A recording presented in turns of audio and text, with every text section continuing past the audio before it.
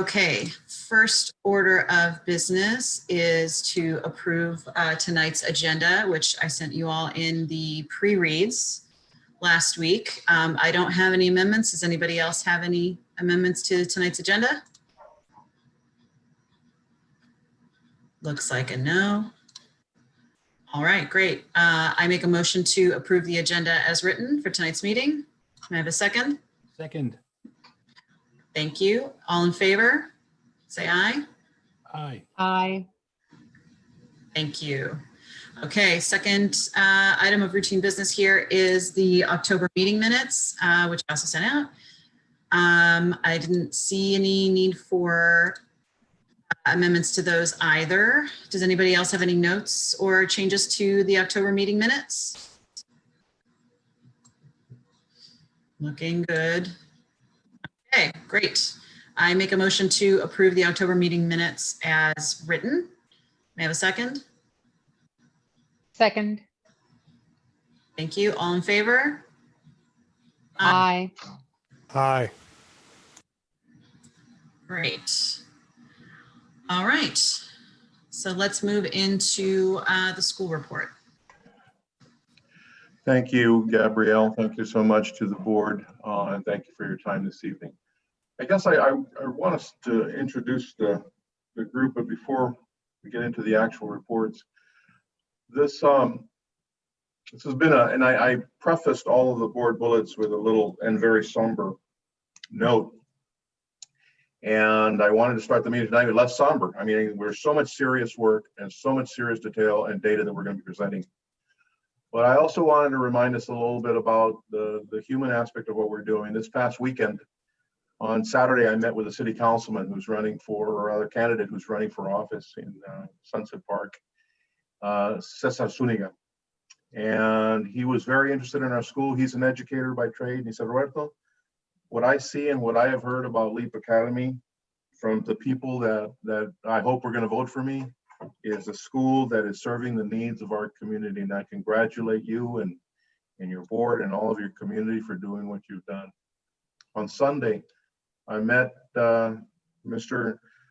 Soriano, Felix Soriano, whose grandson, Benjamin, goes to our school. Felix runs the grocery there on 5th Avenue and 44th Street. And he said, you know, Roberto, I don't know what kind of city council people we should be getting, but there's something I got to say. And then he had some friends gathered that they wanted me to meet to talk about LEEP and what we're doing. And he says, you know, the most important thing about getting district council people to represent us is that they should care about us and they should talk to us and they should help us. And then when he introduced me, he says, this is Roberto Gutierrez. He's the founder of LEEP Academy, and he's listened to us, and his team has brought a school to our community. They're just like us. And then he kept on saying, you know, my grandson, he works hard, and he's in kindergarten with Miss Mendez. And he says, just this week, he told me, Abuelo, te quiero mucho. And he said it in Spanish. And it was just so touching to hear Mr. Soriano talk about our school and our teachers and the hard work that our teachers are doing every day so that little Benjamin and so many children like him can be learning Spanish and also being well prepared in English as well. So I just want to share those moments from my meetings over the weekend, just to remind us that as we struggle through these very difficult times, our families are just so grateful that we are open, that we're setting the bar high, and it's just an honor to be able to say that we are in service of all of them as well. So I just wanted to offer that to our board as an introduction going in. I'm going to turn it over to Delines to take over our first slide and go through the data report that she's already shared to a certain degree with our Education and Accountability Committee, but it's important for the board to get this information as well. And Michael will also chime in. Hi, good evening, everyone. Looking forward to chatting with all of you over our data. And so we're going to be talking about just our academic updates. As you all know, We started off the year by assessing all of our students and gathering sort of diagnostic data to see where are they at the beginning of the school year coming back to us. We did that through a test called MAP that we've discussed before, computerized assessment that lets us know how our kids are doing in comparison to how students at that particular grade level are doing nationwide. And then we also have been doing our STEP assessments, which is the assessment that has taken the place of what was before DRA EDL, which lets us know how our students are doing in reading in both English and in Spanish. So some of the big key takeaways of this data coming in is that overall, our students are behind grade level, and I want to be transparent about that. The data was challenging to see, and we are working very, very hard to close that gap that, just the inconsistencies and the interrupted learning that has happened has caused. So we are seeing a large majority of our students who are behind grade level. Kindergarten cohort this year has the highest performance, while our second graders continue to be our lowest performing cohort. Students have grown more in math than in English, so we actually saw an increase in comparison to last fall's data when our kids came in and took the math test. So we saw more growth in math, but in English, that was not the case. In our STEP assessments, this is probably the most challenging or hard data for us, was that 95% of our students scored behind grade level in both English and in Spanish. We put here that to some extent, this has to do with this being a new assessment that the students are taking. And so, for example, this assessment is much more comprehensive than a DRA or EDL that just assesses reading accuracy. And so they're just reading a passage and whether they can read that level and move on to the next level. This assessment is tracking phonics, it's tracking concepts about print, it's tracking spelling, it's tracking how students are doing in comprehension. And if they don't score or reach a certain proficiency in one of those components, they cannot move up to the next step level as they are referred. So although some of our students are reading on grade level, they still performed at a below grade level because they did not get the score that they needed for that particular component. We saw that a lot with the comprehension piece, where students are required to cite evidence in order to get the point for that comprehension question. And a lot of our kids just were not used to citing evidence specifically from a text. And that caused our scores to drop in terms of kids meeting grade level. So those are some of just like the big summary bullets or takeaways from the MAP and the STEP assessment. I'm going to stop there. Any questions before moving on to the next slide?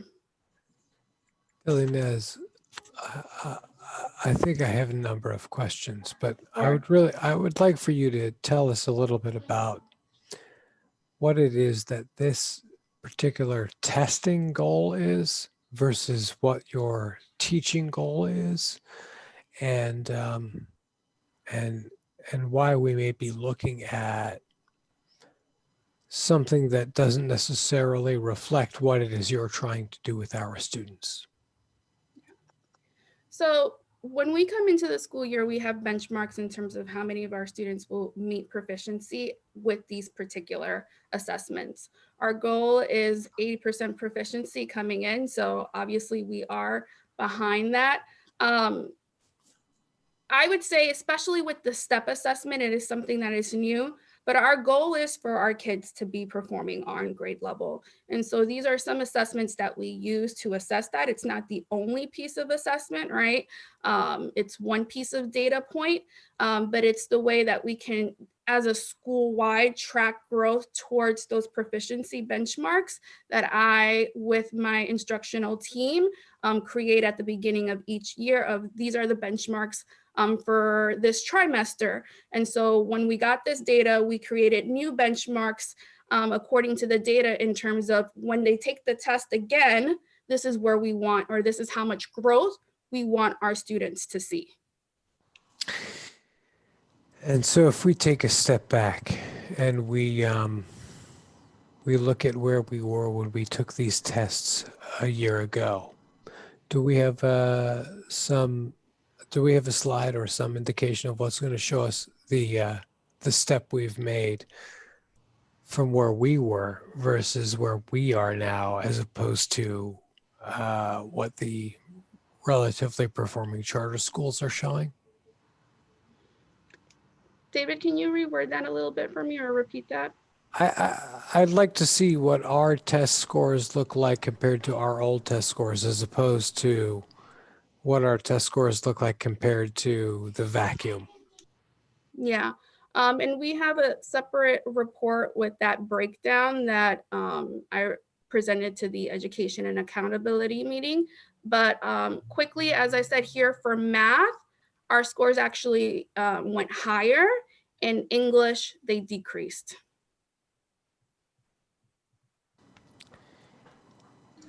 For math. David, would you want to see what the Education and Accountability Committee received? I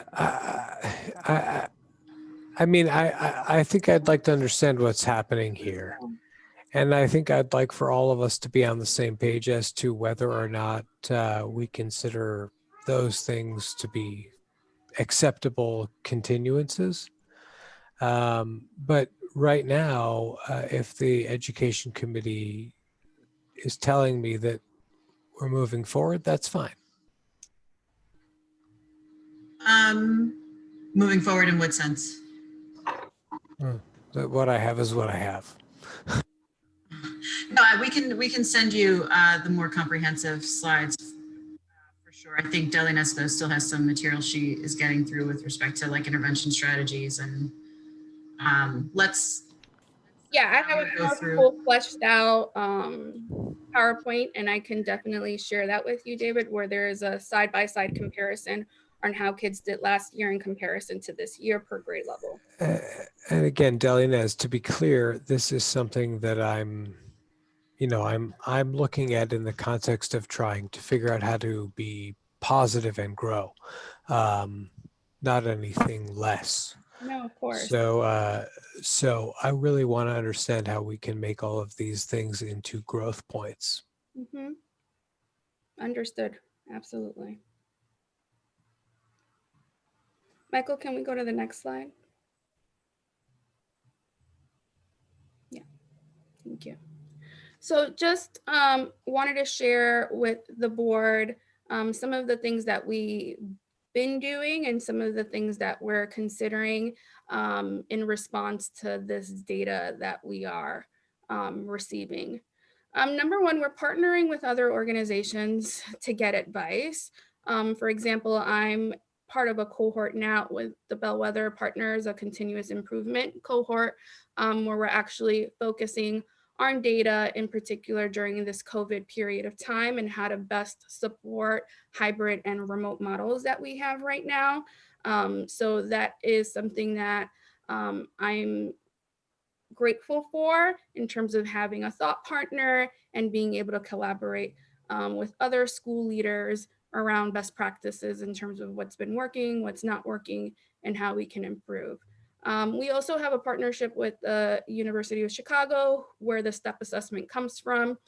We have people who are assigned to our school who help us interpret the data, come up with next steps, and work with our teachers in order to implement instructional changes in the classroom to get the results that we want to see. We have upgraded our curriculums and our assessments. STEP is part of that. STEP was part of I guess the next steps from last year in terms of where our data was and wanting to get more granular data. And so now we have that data and we can better assess and then better make the interventions that we have in our school aligned with the gaps that we're seeing our students have. There is a very big focus on small group instruction and guided reading, and providing our teachers the training on how to do that effectively, so that we are, again, targeting the particular needs of every student that is in our classrooms. And we've been doing a reading month to just spur love of reading for our students. We're really trying to get our kids to just love reading, and we've been doing whole school what we call family meetings virtually, not in person, but we've been doing them over the screen with our kiddos. Every week we're shouting out the class that read the most, going around taking pictures of kids reading. And it's really, I've seen just even in this week, just a much more positive school culture with our students around. I'm so excited to let's share with you what I've been reading this week. And so we're really trying to get our kiddos to read in and particularly outside of school as well. So that's been a big focus for us as well. Things that we're considering. Michael and I have been looking at and reaching out to partners for a potential after school program that is that will be academics based and serve as additional academic time for our students. And those would be students that we select to partake in that program that we feel need the extra academic intervention time. And then lastly, we're also evaluating just our staffing structure and our team assignments, and thinking through how can we leverage the strengths of the teachers that we have, and who are maybe some of our teachers who might need extra support, and we may need to make some adjustments there in terms of their roles. Roberto, Michael, anything that you want to add on to that I missed?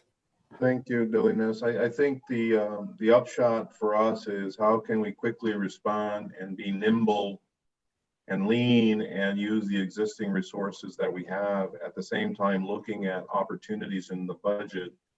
And we spoke to David briefly during a finance check-in this week about relooking at the conservative budget that we had and trying to, now that we're almost a half of the fiscal year in, can we realize some savings from our budget to be able to do some of these strategic approaches, not only having hired the new interventionist. He is a great young man, which is done, and he started on Monday. Michael's looking into these partnerships with various reading groups, as Delinas mentioned, as she is as well. And we're also looking at enhancing our libraries. We're looking at ways to bring in some additional books into all of our classrooms. So with a little bit of budget room, yeah, we think that we can get there.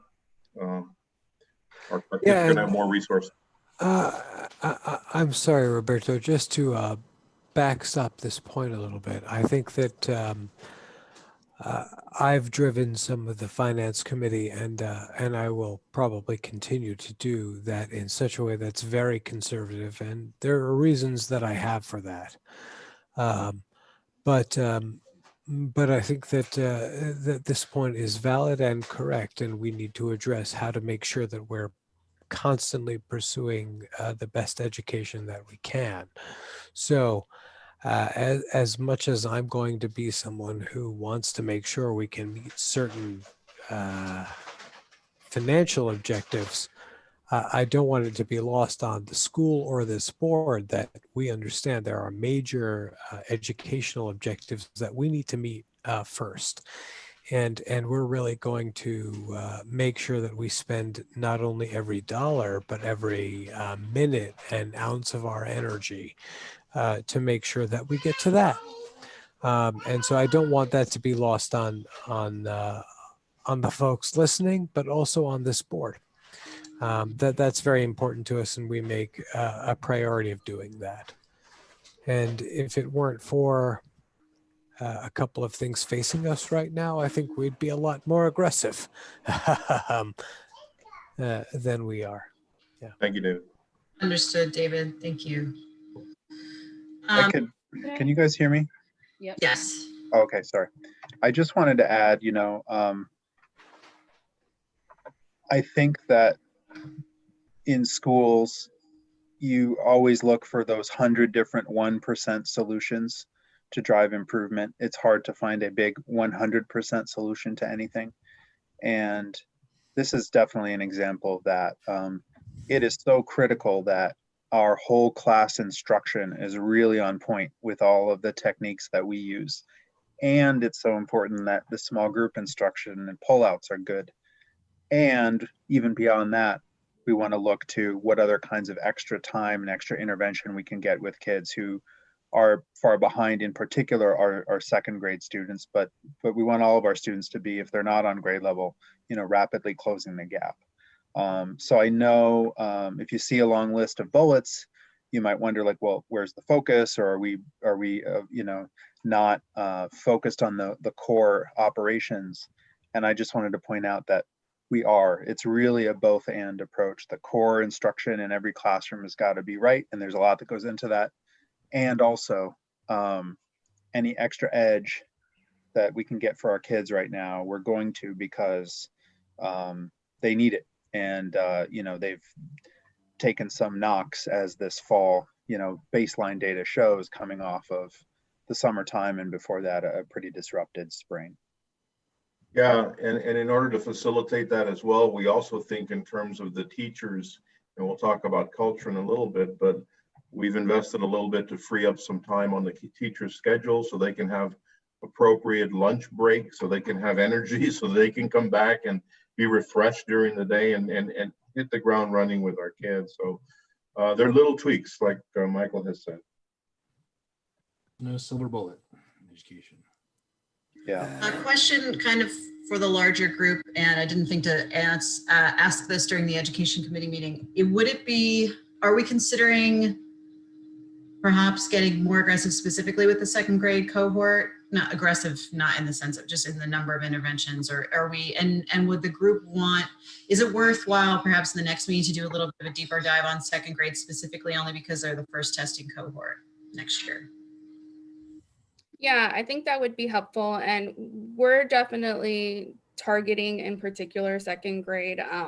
That is a big piece of what the interventionist role right now is being, his attention is being focused on in terms of the second grade cohort. That's also where we've made some more major adjustments to just like the overall curriculums and a lot of just like coaching that is happening and like presence in those classrooms to make sure that our students, we're meeting those targets that we need and closing those gaps. But yes, that's kind of like where our priority number one is. It's our smallest cohort, and so we're really trying to target the particular needs that we're seeing within that grade level. I had two questions. So thank you for taking us through this and talking last week. Last week when we talked, you were right about to do the PD with teachers. So was there any like takeaways, or like what was their reaction? How are they processing this? And like what did you guys walk out of there with in terms of instructional plan? And then we had also talked about ways to, even though ELA is more of a concern area, but like where math small groups are going to happen. And I know we talked about, but if you could just restate that potentially for the larger group, because I'm not. Right, yeah. So we just got off of doing our guided reading training. There's actually two parts to it. The second half is happening on Wednesday. But I think the general feeling from our teachers is that they've been very, very eager to get this up and going. They completely see, the gaps that are happening, and they want to make sure that they're being as responsive as possible to the needs of the students. We were able to analyze our STEP data in both English and Spanish every teacher was able to come up with the multiple groups that they have, and we were able to assess for each of those groups in their classrooms what are the key instructional like objectives that we're going to be working with them for this particular trimester. So we set goals for each of those kiddos within each group of how many steps do we want them to grow, and what are the instructional implications then if that's what we want them to be able to accomplish. So that's where we are with that. That's going to happen every day. We have a guided reading block in English and we have a guided reading block in Spanish. And then our math intervention, we use a curriculum called Math Bridges. That's very workstations based for the second half of that. So while students are doing the workstations, teachers pull out groups and work with the particular groups that they have. And then on Wednesdays, we have an additional hour block that's set for math interventions to also happen.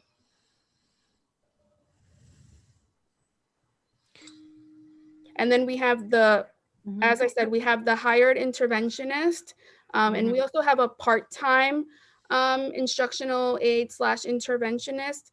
And so we've created a schedule for them for push in and pull out to target our lowest 20%, our below 20% performers. I'm sorry, Delinez. Yeah. Mao had a question, I think.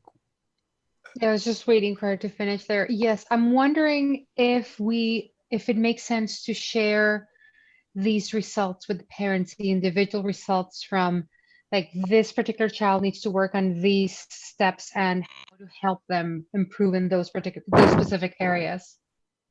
Yeah, that'll be part of the parent teacher conferences and going through the data and like walking through with the parent, like here are the particular areas that we want to see that you can help us with, or the focus areas for your student. When are those Well- taking place? Beginning of December, Okay. in about 2 weeks. I will say that having, And I'm sorry, before we move on, Emily, was your question addressed? fully? Yes, Okay. thank you. Because I think, Roberto, I'd also like to hear what you have to say about this. no, I just wanted to give credit to Delines for identifying the University of Chicago's program. The STEP English and Spanish really do exactly what Maho just asked about. What are the very specific and granular areas of improvement that a child needs help in? And then we can meet with parents and actually dig deep and give them the data that shows, they need a specific help in this area or in that area or in the other area. And that just really helps our teachers with some very specific tools that will be able to help the dialogue with parents. So thank you, Delina. I'm sorry, Gabrielle. No, that's okay. Are we then kind of all in agreement that we could use a little bit of a deeper dive on second grade next month? That would work. Yeah, that would work. Okay. And if you want, whatever you feel like is appropriate to share resulting from the conferences at that point. Well, part of what again, and I don't want to jump into the academic committee too much here, but one of the things that I'm really trying to think about here is what test scores really mean to us as a board versus what they mean to the outside world versus what they really are, and what we think we're doing for our students. And I think that Roberto and Delines really are the ones, Michael as well, although I don't think he's maybe as involved in that deep of a level, can show us what those things mean in the disparity between them, right? And so like we already know that we're not shooting for the same test score as an English only school or as a regular PS.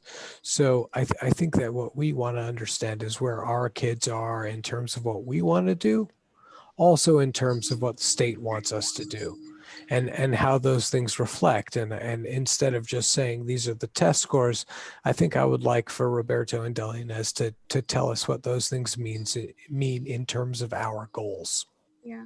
And I think it's important to note that like our mission says that our kids will be bilingual and biliterate and exceed New York State standards. So our expectation is that, and our goal is that when our kids take our state assessments, they meet or exceed what other students, even in a monolingual school, are doing. Sure. So that is something that we believe in. And we're not saying that our kids are going to score lower because they're in a dual language or an immersion setting. I don't mean to suggest that, Delinez. I truly am saying it as like we need that objective position. Of Like, course, yeah. where are our kids in the view of what your goals are, not just what these other targets are. Yes, I Absolutely. want to meet those targets, right? Yes, our school has those in mind. But our school also has a very complex plan for these kids, and that is to be bilingual students. Yeah. So I just want to have an understanding of both things, not where we are only on the state targets, but also where we are on our own targets, and how we make both of those things continue to move. That again, it wasn't an Yeah. accusation. It Oh, no, was no, no. It's a perfect, it's exactly what you should be asking for as a board member. And it ties back to the move toward the report outs from the school and internally from us as board members as well, being framed against utilizing the framework from the state authorizers, the performance framework that we have to report on every year and that will eventually get evaluated against. So that essentially those come from our charter, those goals, but they need to be broken out into year over year goals that we've decided that we need to hit in order to hit those goals. So starting in January, we're going to be receiving information. Essentially, here is the area here's what the framework says, here's what we're accountable for in our own charter. Here's the goal that we've set up for the year to be able to measure our progress against that. And then additional information on like, here's where we are and here's how we're trying to get there. Here's all the work that we're doing to get there. Yeah. But yeah, it's the right question to be asking. Thank you. Mm-hmm. And just to be clear, David, it's really important that for me to say this, of how much Michael and Delines are working together as a team now to throw additional resources. I mean, literally everybody in the building is just focused on what I call the main thing. And that is, that combination of making sure that we meet our benchmarks, but also making sure that we're doing what we said we would do as a dual language school. So, I certainly hear that, but I got to give credit to my colleague because Michael just has taken on this to work with Delines together on, making sure we're meeting all those markers that we've set for ourselves. So it's a team effort, and I'm glad to have good colleagues like this. So David, if you ever do want to join the education committee meetings, you are more than welcome. Until I keep you on the loop on those. No pressure. I'm certain you all see enough of me, but also I can imagine you have better Wednesday nights. So. All right. Okay. Any Michael, slides to go through? yeah, there's more. Michael, do you Yeah, have we. slides? Oh, yeah. So maybe I'll take the lead on this one, Delines, if you don't mind. Not at all. We just wanted to not to dwell on the negative, but just to acknowledge and name that it's been a bumpy ride this trimester for Earth and for New York City and for LEEP Academy. I'm really proud that given how important in-school learning is for the majority of our families who have chosen that, that we've really shown a lot of grit, I think, as a team to keep that going on. And that's been in the face of a lot of challenges. So rather than sort of give my perspective, just ask you guys to think for a moment about the perspective of someone who's very new to our school, an associate teacher, for example, or even a lead teacher who's still early in his or her career. Our team's been dealing with everything that you see here. Uncertainty about what's going on, reopening, and then shifting back to remote. PowerPoint isn't up. I don't think it is shared. Oh, I'm sorry. It's okay. I had it earlier.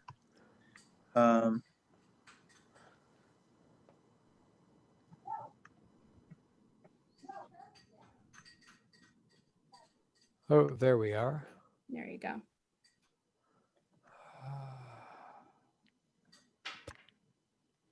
Here we go. That's better. Great. So a lot of COVID related uncertainty, anxiety, and just changes to routines.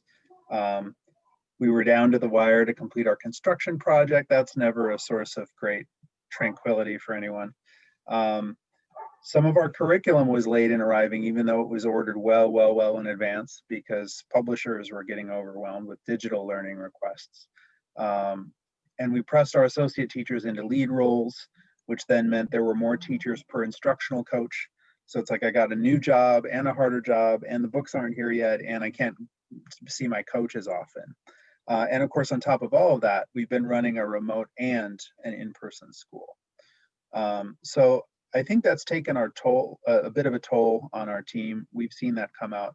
So many teachers and staff members, I want to give a shout out to them as well, the non-teaching staff who've done so much, but have really stepped up and shown a lot of grit and overcome a lot.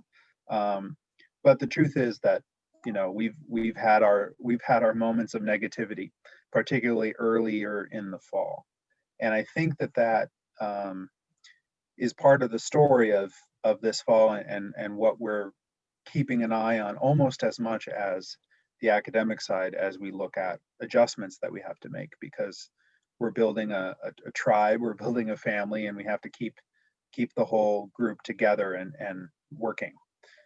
So we did want to share some results of our Panorama staff survey, which we do a couple times a year through our partners at the New School Venture Fund. It's just a few questions, and then they give us a little helpful comparison to some of the other schools in the cohort, which is called Invent, of other charter schools that are more or less our age. And without clicking into all of the detail, the view is that our students are in a very positive place. The climate is really great for students. They're supporting each other. They're working hard. Our environment is not as positive as it was last year, and that's true nationwide. But even compared to our cohort, we're a little bit lower on that. And then interestingly, the questions about teachers aren't about your attitude. It's about your colleagues' sense of positivity around the school. And that was down, and they identified that as our greatest opportunity for improvement, which really squares with a lot of teachers about mostly nuts and we've a lot of feedback that people feel bought in, that they feel that the tone is being set down to, is the schedule working? Do I have the materials that I need? Am I getting the coaching support? How are all these pieces fitting together? And so we've taken away, and here's another look. This is only responses to this more detailed look, unfortunately. But the piece that jumps out when you compare to others nationally is relationships. Even staff leadership relationships are very, very positive. But some of the nuts and bolts on school leadership comes in lower than others nationally as a point for improvement for us. And so I think it points to around all the different changes that we've had to make. And frankly, just the dilemma that we have faced as a school trying to make a go of it 5 days a week in person.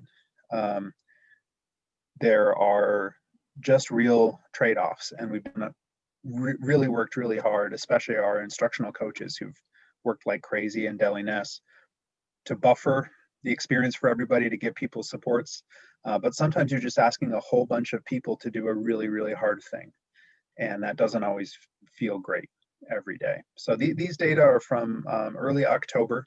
I think if you looked at them again, they'd be improved, but it's still a big area of focus for us as a leadership team, is this staff experience of the school culture. So we wanted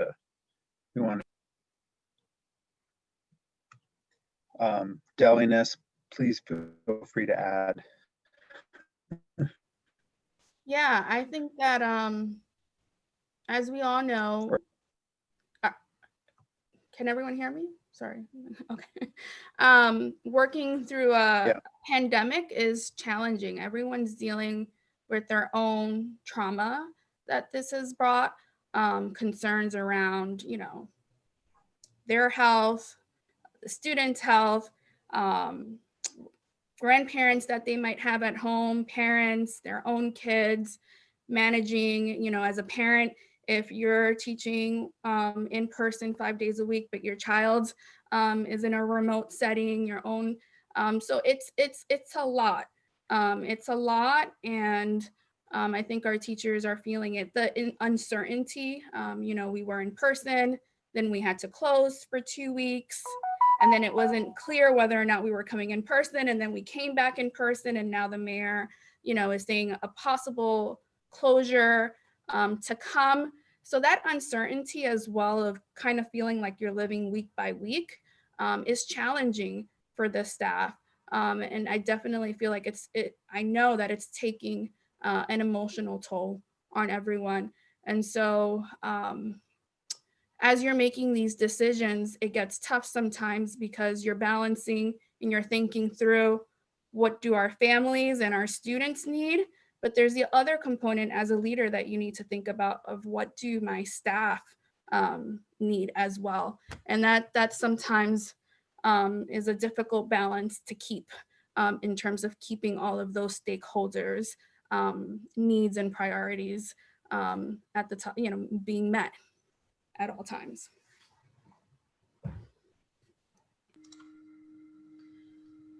I was wondering about when I noticed that in the slides with the survey answers, the first slide had 20 responses, but the second one only had 7.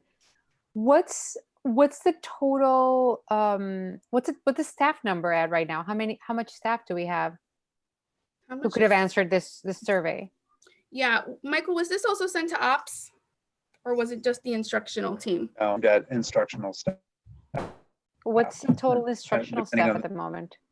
Yeah, I believe we're at like 23, Okay. 24, yeah. Why? The root Why of the such? question. Yeah. ahead. So why such a drop from one set of questions to the other? Yeah. I'm not sure. I'm not sure what these were parts of separate surveys. So I think maybe we just weren't as effective at getting follow-up, or we had some survey fatigue or something when that long. One was longer than the other, so I'm also thinking whether that's, the shorter one people seem to have filled out, but the longer one, we didn't get as many responses. Yeah. Got it. Just because the accuracy of the data we're getting back depends on how many responses. Yeah. All right. Yeah, what was our response rate? This is something I feel like I always want to know right away with survey results. What proportion of the people who could respond did respond? Yeah, so it was about 80% for this 20. And the other, I pointed out the low response rate only because I feel that it's consistent with other feedback that we've gotten qualitatively, with people saying, listen, I need better communication that are happening. Yeah, I think and that being also to note that we do our very simple sort of like Google Forms surveys that we send out on a weekly basis to get feedback from our team around what are we doing well, what are we not doing well, in order to be responsive to that. And then we have weekly staff meetings where we take the time to address like any concerns or anything that we see from the survey quickly. So that's one of like the implementations to their feedback of making sure there's just a consistent way for them to give us that feedback, and then knowing like when some of those questions or concerns are going to be addressed, like during our staff meetings. So Delinez, what's the trope of those meetings? Our staff meetings? Yeah. So we have various different meetings, but our Wednesday staff meetings are much more, they're just 30-minute meetings where it's like any important communication updates on the academic end, and then on the operations end, just anything that we feel like whole staff, everyone needs to know and be on the same page. We hold that 30 minutes on Wednesdays. to just make sure we're able to have an opportunity to be all together and like make the announcements that need to be made, and then also address any like big trends that we're seeing in the surveys that we send out on a weekly basis. Excellent. So not to put you two on the spot here, but we've got 20 responses. How did these responses seem to your general sense of how the staff is feeling? I think there's an alignment here, and you know, as we said, I think that staff culture is an area of focus for us. We're seeing teachers who are sort of, you know, right, like at this, for lack of a better word, sort of this burnt out stage at a very early time in the year. And I think that that's not just a LEEP thing. As I talk to other school leaders, it's a nationwide teacher issue that's going on handling how to manage something that hasn't been done before. How do you teach during a pandemic? What are the routines and systems that you need to change? You sort of have to think. Teachers already have a million things to plan for and to think through, and this just adds a whole extra layer of complexity to that, along with the uncertainty of how long are we going to be in person before we have to go to remote. If we go to remote, what are the instructional implications and changes that need to happen there, and what are the adjustments on the teacher end that need to happen. So it's definitely something that I think is weighing heavy on the staff, and then just has its effects in the overall school culture. And that is something that we are really trying to address. One of the things I just said, having these weekly meetings and an opportunity for us to talk, to clarify communication, to make sure that everyone is getting the information they need, to provide them updates as much as we can. I think the more that they know, the more it's easier to manage changes.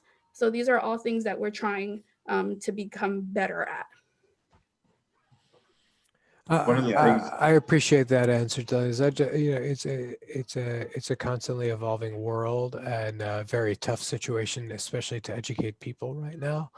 And so I wasn't asking again as a challenge. I was really asking as a how does the staff really engage this challenge, and how do we keep everybody moving that way? Because from where I'm sitting, you know, you are one of the few guys out there leading the way to make sure that schools are open and people have a place to go, and I want to know how that's wearing on you and how we can support it. It's tricky, right? I'm actually going to make Charles unmute soon because he's an expert in some of this stuff, and I really want to hear from him also about how we can make sure that what we're doing is pulling in those best facets, not just making sure that I'm happy that we're not letting people waste their time, right? there's a research paper I read on what's called surge capacity. And I remember reading the old stories of World War II and how many times can you ask soldiers to go up a hill when there's so many daunting challenges pushing them back down. And that's what we have. We got people that are just every day pushing up the hill for kids, doing the right thing. But it gets to a point where even the simplest thing becomes very big in the mind of that individual. Something as little as, I need time to go to the bathroom, Roberto. I need time to get a lunch break, Roberto. And so Michael and Delines and I put our heads together, and you know, Michael's got it on a bullet coming up here. The idea of providing these lunchtime aids may seem like routine, but you know what? It made a difference to this one individual who's better today because she can go to the bathroom, she can go to lunch, but sometimes it's that human factor that if you address that person where they're at, they feel a little bit of alivio, a little bit of sense of relief. So I know that Delines and Michael and all of us, we pay a lot of attention to those human needs of our folk. Yeah, I would also just add, I think a lesson for us as a leadership team is to bring our team more in to the trade-offs and dilemmas that we are looking at. I think sometimes we want to reassure everyone that it's all going to be okay. And so we err on the side of not letting them see what we're seeing. And then people sort of fill in the gaps with their own assumptions. So I think we've done well when we've said, listen, here's what we're solving for.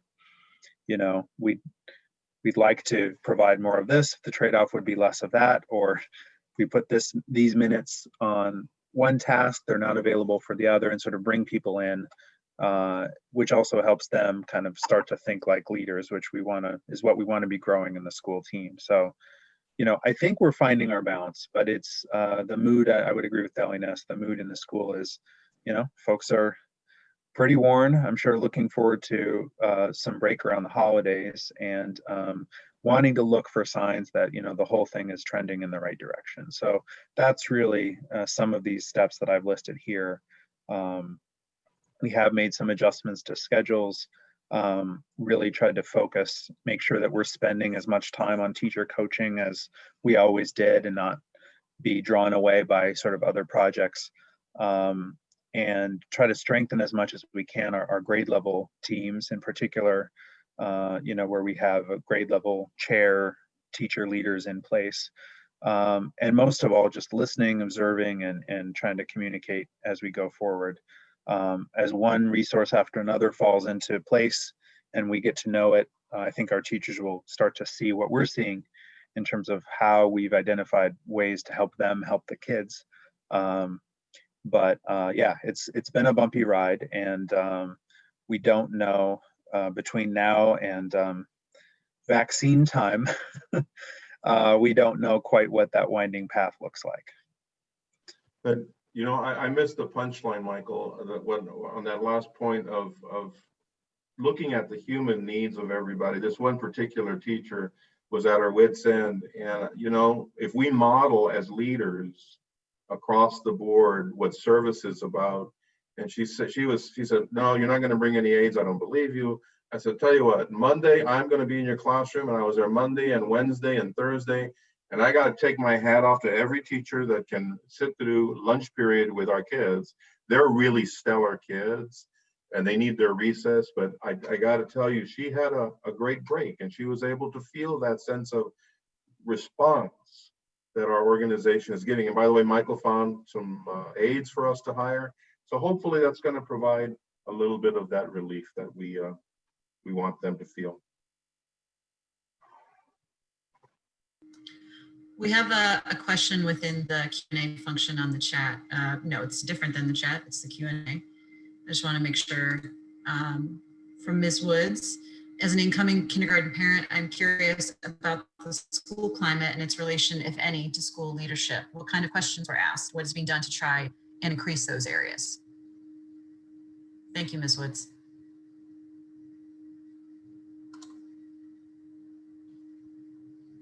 Oh, you're muted, Michael. Ines, you want to take that? Yeah, I just want to make sure I'm not, I know I can't hear Ms. Woods, but if she's talking in particular around staff culture, as we were talking about, or just the overall school climate.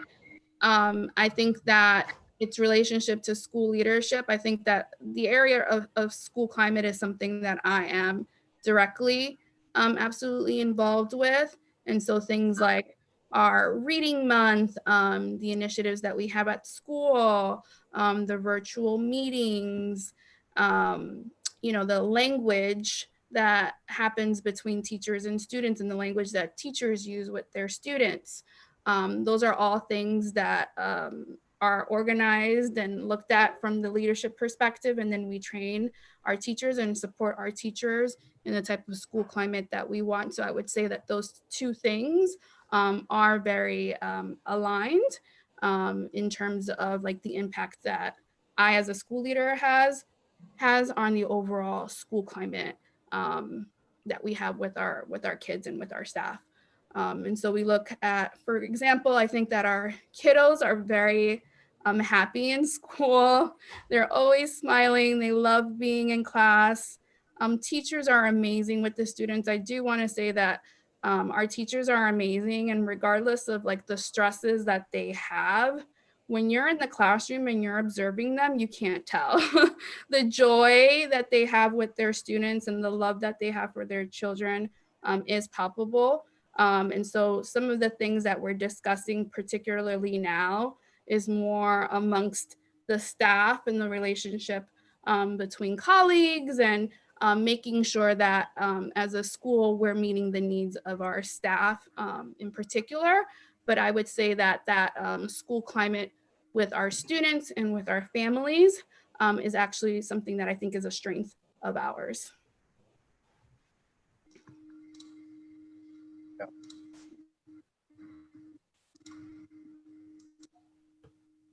Yeah, I think that that's important to underscore.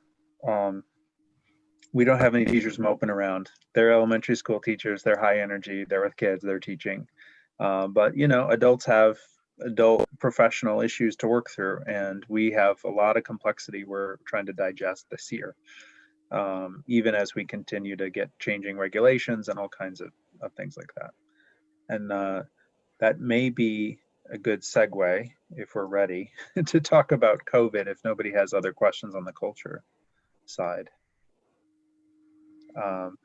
I will keep going. So as you know, since we last met, as you may know, or from the board bullets, we were removed from the yellow zone, which was good. Our staff and families had really stepped up to keep our school open.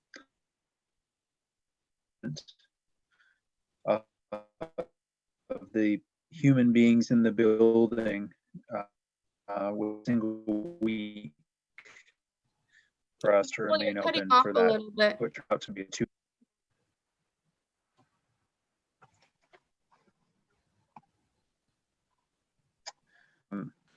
I'm losing. Sorry, I'm can you hear me losing. now? I'm losing you, Michael. Is it just me? No, yeah, you're cutting off, Michael. In here. Sorry, would someone else like to walk? Yeah, so we were removed from, Roberto, do you want to take it or do you want me to? You're muted. So Go ahead, sorry. we're no longer in the yellow zone. As Michael was saying, huge thanks to our parents who got tested, to our staff who jumped in. And so we exceeded those targets that they were requiring of us in terms of how much testing needed to be done. Just really proud as to how we came together as a community to overcome that challenge. Because at first when we heard this, we were like, oh my goodness, how is this going to happen? How are we going to get, the number of people that we need to get tested? But it wasn't that challenging, actually. I feel like lots of families just naturally stepped up and wanted to help keep the school open, along with our staff. So again, a huge thank you to all of the families and the staff who jumped in order for us to continue to be open. We haven't had any positive cases. Even with the increased testing, there hasn't been a positive test that has come back within the building. And we've also had 2 state inspections with no issues. So all positives in terms of those updates there. Michael, am I missing anything? No, that's right. I would like to say that thanks to the efforts of Margarita and Mayra and the admin staff of getting those 100 families involved and reaching out, we created a whole campaign, keep our school open, and we did one in Spanish, and I think everybody to a person just continues to say, what can we do? Yeah, and so we have great turnout from our families. How's my audio now, folks? Much better. Okay. Roberto had a technology tip for me. So the next twist in the story was right after we found out we were out of yellow, we started hearing these headlines about the mayor and his decision making. And so I wanted to kind of lay out a few relevant facts. As I think everyone knows, the mayor's been very publicly touting a line of 3% positive rate on a 7-day average basis, which he says would trigger shutdown of DOE schools citywide. We checked in with SED, our authorizer. They confirmed, you know, as an autonomous charter school, we would not be bound by the mayor's decision as long as it's framed in the way it has been, namely that in his role as the head of the city schools, he's making a decision for the city school. There's also been no indication that I mean, I know that the mayor's been shockingly day to day on this, but like at this moment, there's been no indication of change. Yeah, he's going to put his public health hat on and say all Catholic and yeshiva and private schools would all close. So it seems to be more driven by the sort of agreements that he'd made, whether with the union or with DOE parents. But it is a serious development, which has some ripple effects based on the ad that we would be at risk of losing some of the key services we receive from the DOE, even as a nurse, our school food potentially. Over the weekend, we got some updates from our friends at the Charter School Center who'd been talking to DOE, and now we understand that those services would remain available, which would be good news. May not get this food delivered to us. We might have to pick it up, but it would be available and the buses would still run.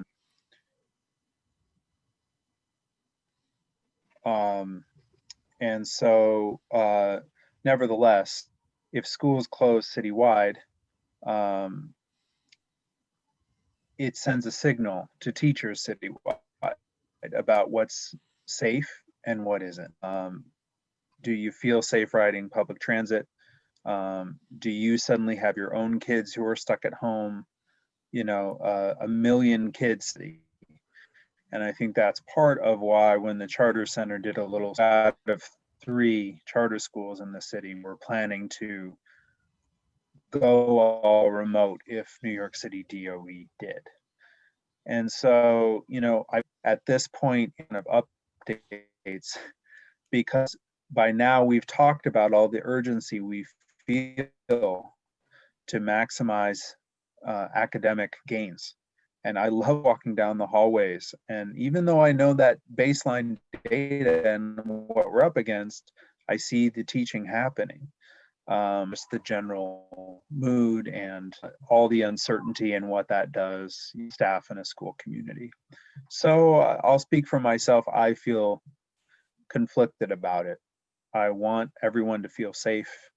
I don't want to sort of whimper off to the end of the school year if families start to take holidays and travel and then have to quarantine and you start to not be running the kind of school you want to. On the other hand, we want that in-person learning. That's our very strong preference, all things being equal. And we also know that families depend on our school, in some cases, to keep their livelihood. That at least the childcare function, just to be blunt about it, makes a big difference for family routines. And so that's the push and the pull. Our friends across the street at Brooklyn Rise went remote a number of weeks ago through the end of 2020. They called it. They're working hard, but it's all remote, and that's what their community has chosen to do.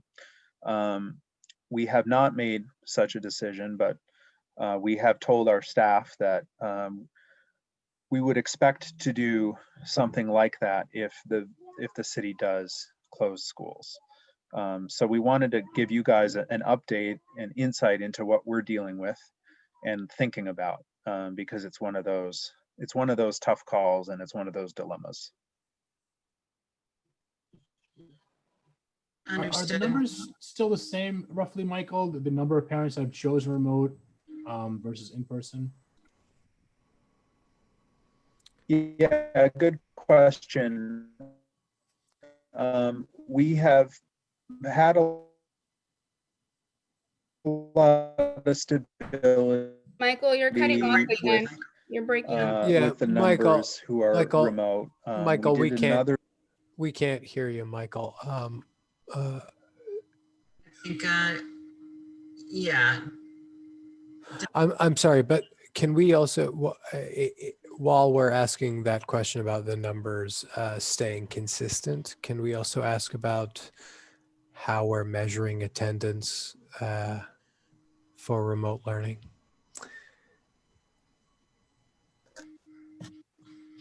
Well, we've got an attendance figure available on one of the dashboards that was submitted in your packet.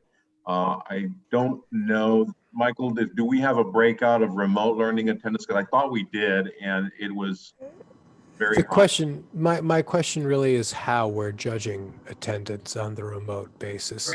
But I don't want to lose sight of Charles's question, which is how many kids are still making that effort. And that's an important point.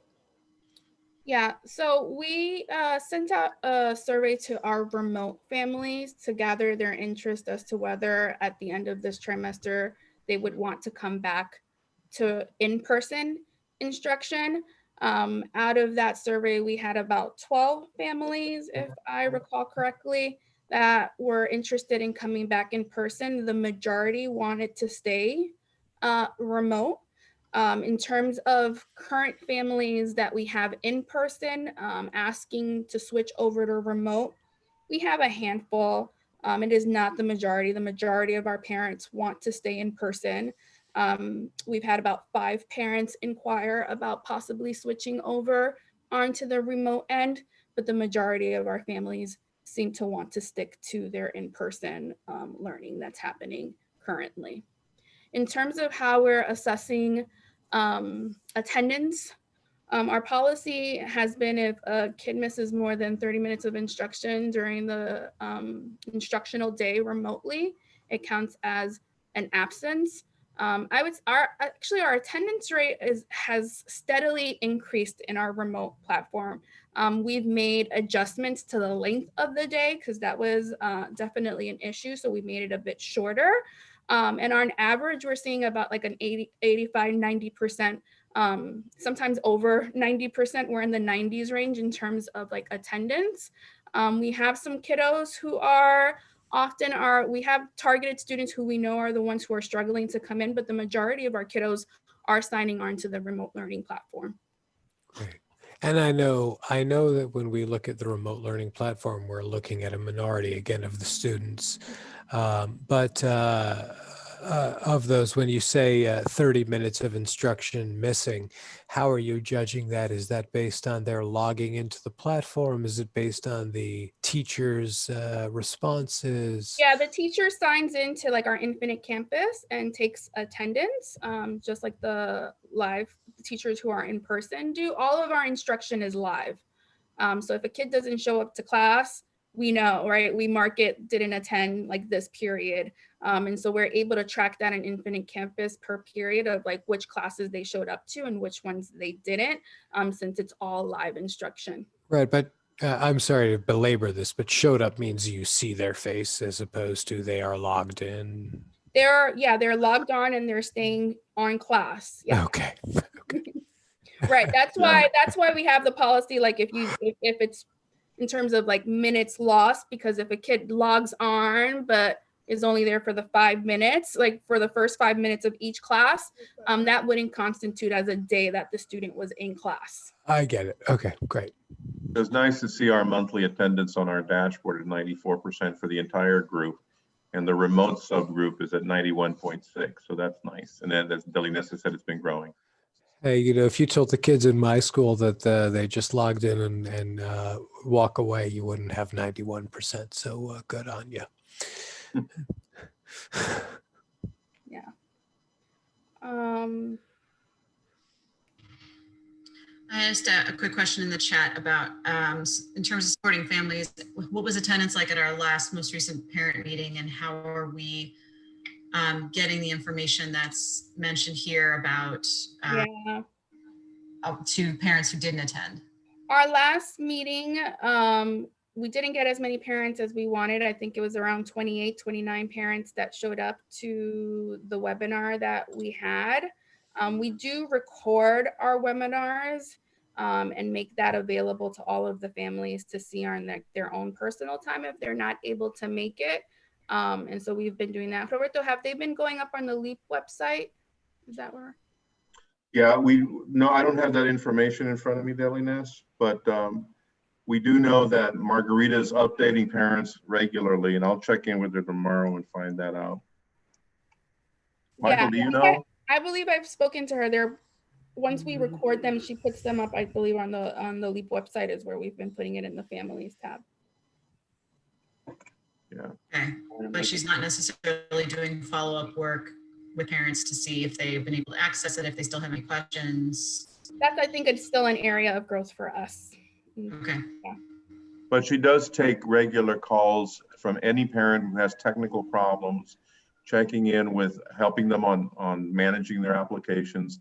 All of that Margarita does on every day.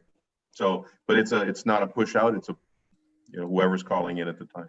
Yeah, and I'll identify students that I know. No, I understand. And yeah. No, I was just gonna say I identify students. in some. Sorry, Gabrielle. You go. Go ahead. Keep. I was just gonna say. I hear. I was just going to say, when I get the attendance reports, I look at trends in terms of like who are the kids are most absent. And then I meet up with Margarita and let her know, like, here are the kids that we need to like follow up with. Can you give them a call? Can you see what's going on? So that's a conversation that I have with Margarita and the front staff often around, okay, here are the list of parents we need to call this week. Okay, thanks, Delinas. And I assume that list would overlap with if we were to make a list of parents, and I hope we are making a list of parents that we're not hearing from. My earlier point was going to be, I appreciate that Margarita is taking the calls about tech issues that come in, but to some degree, those are still parents you're hearing from. My worry is about the parents we're not hearing from, either by attendance or by voicing questions. Yeah. Particularly as we stare down the real possibility of having to return to entirely. The other thing we did just yesterday is I followed up on a contact that we obtained from T-Mobile because of certain numbers of parents that still didn't have Wi-Fi connections. And T-Mobile has an education plan for hotspots. And so Margarita's following up on getting as many as 20 different hotspots for the folks that indicate that they need Wi-Fi connection. So we're still not completely wired for sound, as they say. Hey, Roberto, send me an email with what your shortfalls are there, and I will run it to the Mayor's Office of Education and see if we can figure that out. Okay. Thank you. Thank you, David. That would be great. All I can tell you is that I will send it across.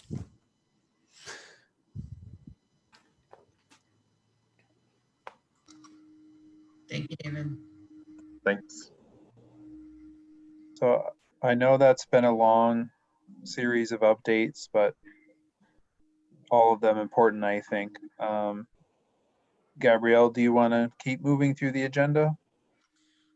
Really quickly, yes. I don't know. I think finance is the first committee report up. David, do you feel, or Bob, oh my gosh, is Bob still here? Oh, Still here. Good Lord. What a trooper you are. Bob, we held you a long time. Luckily, I think we have a fairly straightforward and positive finance committee report this month. So, Bob, would you like to go ahead while you're still with us? Or Oh, thank you, David. Yeah, so the October financials that were circulated look very clean. Our year-to-date surplus is $358,000. And then we actually had an uptick in our projected year-end surplus. So we anticipate landing at about $285,000 to the good. This is, we had an increase to projected revenue, primarily tied to our strong enrollment numbers. And then Additionally, a higher than anticipated special education account as well. And lastly, we received a $30,000 Title III allocation from the State Education Department, which supports English language learner instruction. So that is good. And no real material changes to the expense side.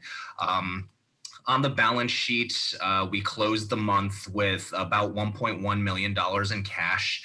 And no other, I think, significant changes to any of our month-end balances there. We have taken on some additional long-term debt as a result of the TEQ equipment lease, but we've started making principal payments on that as well. So that number will tick down over the course of the next few years. Looking at the cash flow, stronger than last year. We do have some assumptions built in. This budget as it sits does assume a decrease to per pupil funding. So if somehow there is a federal bailout and we don't realize any significant changes there, that's $394,000 additional dollars, which we can effectively pad our bottom line with. So, I mean, even at our low point, just as far as cash flow goes, and this assumes a sizable equity contribution to any potential facility repairs as well. Our low point gets to be at about $232,000, which is really at the end of June. So not hyper concerned there as well. Roberto and Michael and Delines continue to look at the budget and identify areas where there may be some potential other than personnel savings. So, I mean, not a lot of movement from last month, but I do think we look good. And then as far as our financial benchmarks and ratios go, we continue to meet all of the state education department benchmarks there. So I think we look good. Who knows what the next few months are going to hold. Waiting on a lot of decisions from the Department of Education and the State Education Department, but we are, I think, as well positioned as we can be right now. We continue to work with the state health, DHSES and FEMA to move LEAP's FEMA funding forward. And Chase has started to reach out to individual PPP loan recipients to file for forgiveness. So Roberto has been very attentive in searching his inbox and forwarding us any correspondence. So we hope to be able to apply for forgiveness soon. Chase, to their credit, has been approving things on their end in probably 5 to 7 business days. So the SBA subsequent to that would have about 90 days to look at approval, but we have all your backup ready and we're just waiting for the portal to open for LEAP. Okay. Bob, thank you for running us through all of that. I want to take a quick step back and make sure the board is apprised of everything we have. Our audit numbers were submitted to the state. They've been accepted by the state. To this point, we have had no questions or audit issues raised. I've discussed with Bob how that looks, and it seems that we are for the moment smooth sailing, and we hope that that will continue. Our ratios continue to look good, as Bob said, and that is a very big point for a school of our age, and our growth position that we maintain those. So I think that's very important to acknowledge. I think also, as Bob pointed out, the school's management has really managed to hold the budget within the confines of what they really wanted to, with a bit of a cushion. And that's important for not only us as the board to know, but for them to do, because as the board, we have to realize we have certain financial hurdles in front of us, and we have to finish construction. And we have to continue to develop our education platforms. And we need good stewards of our capital in order to do that. And right now, we, like Bob said, we're looking at close to $300,000, hopefully, in cash positive that's going to come through this year. And that does not include reimbursements for the PPP loans from the federal government. That also doesn't include 75 cents on the dollar for our personal protective equipment reimbursements. And it doesn't include other, other funding and reimbursement funding we've been looking at. So I'd like to take the moment to highlight the good stewardship of our capital, but also to turn our attention to the things that we need to focus on with our available capital. And they're not just completing our build out, they are making sure that our teachers and our faculty are properly supported to build out our next grade levels and to keep our test scores where we want them. But more than test scores, and I feel like I've said this a few times in this meeting, to make sure they're meeting our targets. Because what we're doing here is something that's new and different. And that means that we've got to make sure we stay true to our goals and our targets and not lose sight of those things on our way to just meeting our outside obligations. But anyway, thank you, Bob. I think that where we are is a very positive sign. And hopefully the state will have no further inquiry about our previous numbers as we continue to build. Yep. Thank you all. Thanks, Bob. Thank you, Bob. And David. Executive committee, I think the bulk of what we'll talk about will be discussed in executive session. I do have a quick question. What is the progress on Emily's paperwork at SED? Have we sent all that in?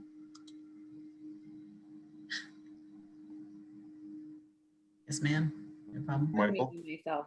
So I that is on me. I assume Michael. We have not yet. Yeah. Our fingerprints are in. I hope that they have arrived. At least that process. But I have to get the diploma and I'll send that over to Michael. Should be this week at the latest. Got it. Okay, so we're hoping to get this, hopefully have everything mailed in by December. Is that feasible? Yeah, I would say so. Okay, great. Only because I know that that office gets a bit stressed during this time because they're also probably in charter revision requests, any material revision requests during the month of December, and obviously the holidays puts a huge strain, and who knows what kind of situation we will be, if we'll be remote, etc. All that. Okay, great. Thank you all. Education and Accountability Committee. Melissa is not here, so I'll just speak for her. I think everything that we've covered tonight is the bulk of what we covered in our last meeting, just essentially a breakdown of our interim assessment data and the interventions taking place to address those. And we'll dive in a little bit more deeply on second grade specifically next month. Thank you all as well for sharing out the survey. I know that was sort of an addendum to our last meeting, but definitely an important piece of data, and we appreciate having that. And thank you all for, I know that the data conversations we have are usually pretty comprehensive and take a lot of time, so I appreciate your bandwidth on this tonight. All right, so then one last thing. Well, no, that is it for education and accountability. The next item, I know we're not showing the slides now, but the next item on the agenda is board roles and development. That was when I was supposed to ask. I'm sorry. May I ask a question, Gabrielle? Sure. If I may impose on the Education and Accountability Committee, for next month's meeting, I'm sorry to do this, but for next month's meeting, I think it would behoove us all to understand what's happening with the Spanish language education. And I don't want to impose or take away that committee's value or what they're doing. I would just like an update for the board on what's happening and how we're approaching that. And what that committee's findings are in terms of what our go forward planning may be, but also what's happening currently. And again, I don't want to impose or change the operation of anything. I think we should just be apprised of what's happening in the Spanish language curriculum. The curriculum or the program, including instruction? Give me what is the, can you elaborate a little bit? Can At a I bit, take a stab at that? I think Yeah. I have, not to interject, and Dave, you should just correct me more.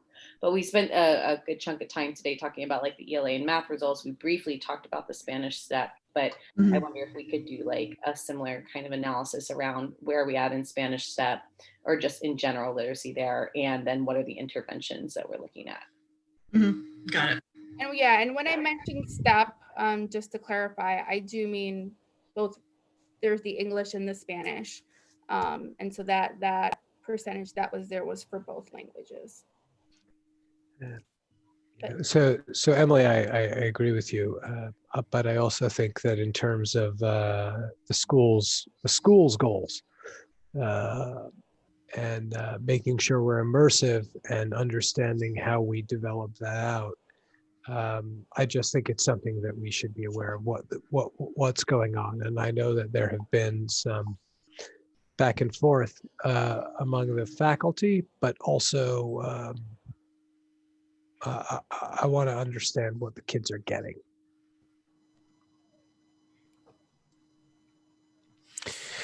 So it's not a challenge question. It's a if we could be apprised question. Because I'd like to understand how we're pursuing that mission of the school and how we're continuing to maintain that. I think that's fine. Okay. We'll focus on that in the education committee meeting as well, if that works, along with all the other kind of progress data. All right. I think we're up to board roles and development. Was that not in there? Maybe not. Okay. One comment that I wanted to make with respect to, again, updating everyone on a monthly basis on the work of the school, according to the benchmarks laid out by SED, there is a benchmark, number 6, for board oversight and governance. And I'm going to go ahead and start drafting some of our own interim goals for that and circulate it to the group, hopefully prior to our meeting next month, so that we can discuss how we're evaluating ourselves and our own performance against that benchmark on a yearly basis. And again, based on what our charter states that we will do. So I can take the lead on that. I don't know if Ms. Woods is still with us, but do we have any comments from our public attendees, members of the public? I think she's still there with us. Ms. Woods, are you there? Yeah, open up the mic. I was putting in the chat, no comments. Thank you. Okay. Thank you. Have a good evening. Thank you for being here. Thank you. I'm glad she's here to put us to task. I mean that, you know. No, it's part of the meetings are public for a reason. Yeah, I mean that. All right. At this point, we need to move into executive session to discuss a private personnel matter, which is one of the 8 reasons in New York State open meetings law that a nonprofit board can move into executive session. So I'm going to go ahead and make a motion. Well, actually, before I make the motion, you all should have within your LEEP email, a link. Here's how the process is going to go. And Michael, I know that you're kind of managing this on the technical end. This meeting will stay open. We will leave this Zoom meeting. The staff will also leave this meeting. Michael will be the only person, I believe, staying here to keep this window open, because we have to essentially leave this meeting, go into that session, but then we have to come back into this when we're done with what we are talking about in executive session. We need to then come back into this meeting and adjourn. We can't just adjourn in the private session. So if you check your email, so I think while I have everyone here, just let me know with a thumbs up. the link? I have an executive session link. Okay, great. And Maho, Emily, I see thumbs up. No, you don't? Maho, put it on. I have an Yep. executive session memo. Do I have a link for a separate meeting? For a Zoom, there you should have Just it. sent it to email you that says about a half hour ago. Perfect. Zoom- Okay, perfect. Zoom link for tonight's executive session. Can you all just do me the favor to check right now and see that you have that? Does it come from you, Gabrielle, or from Michael? It's for Okay, me. I'll look again. It was sent at 6:58 p.m. Gabrielle, did I understand you? You want me to keep this session open until the board returns, or does it matter? Yes, no, Roberto, we need this session open and we're going to come back and close the meeting here. I'm sorry, So- Gabrielle, but yes, we need this to stay open so we can come back and close after exec. Just to be clear, I need to do that? Just leave mine on? No, you don't. Michael may be Michael's able got gonna it, do it. Roberto. Okay, I think that's a no. Okay. Yeah. I So don't we- have the link. All right, Maho, I'm going to send it to you again.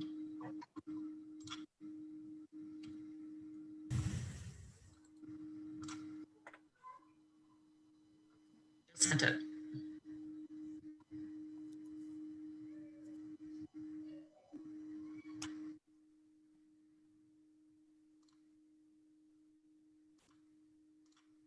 I've noticed that the LEEP, the emails to my LEEP address are sometimes delayed.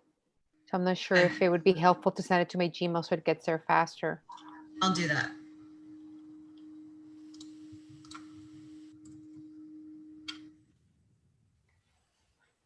Okay.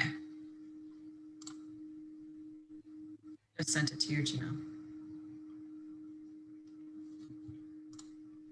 Leave this meeting, right? Yeah, I just want to make sure. Well, first we have to, So are we adjourning? Yeah, sorry. yeah. I want to just make sure we all have the link first so that we're not just waiting. Okay, I think Maho has it now. Maho, you're good? Got it. Okay. So I make a motion to adjourn, to move into executive session to discuss a private personnel matter. May I have a second? Second. All in favor? Aye. Aye. Aye. All right, thank you all. Please click on the other, leave this meeting and click on the other Zoom link invitation in your email. Okay. Thank Thank you, you, Virgil everyone. Delinas. Thank you, Michael, for keeping this up. See you in a bit. Thank you. And thank you as well.